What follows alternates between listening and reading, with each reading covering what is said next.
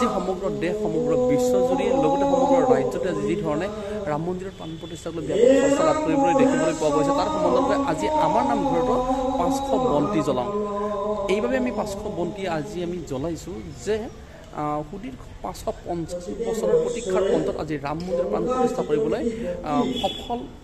সমাপ্তি ঘটিছে আৰু সেইবাবে আজি আমি আমাৰ নামঘৰত 500 বন্তি জ্বলাইছোঁ আৰু এই ধৰণে বৰ্তমান আমাৰ নামঘৰত ভাগৱত পাঠৰ আয়োজন কৰা হৈছে আৰু নাম প্ৰসংগৰ আয়োজন কৰা হৈছে আৰু 500 বন্তি এই ধৰণে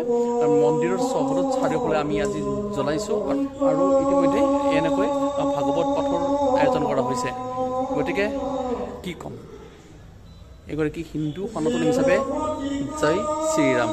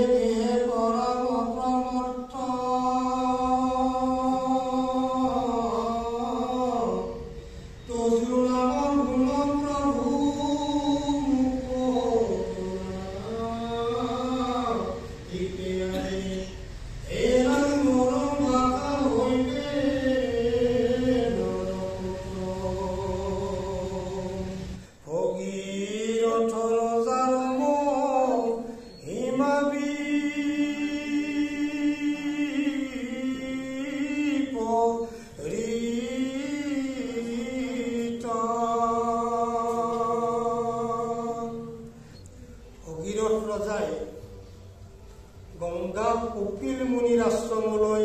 আগবঢ়াই আনিলে কপিল মুনিৰ আশ্ৰমত ভগীৰথ ৰজাৰ পিতৃসকল ভস্ম হৈ আছিলে তাহাৰ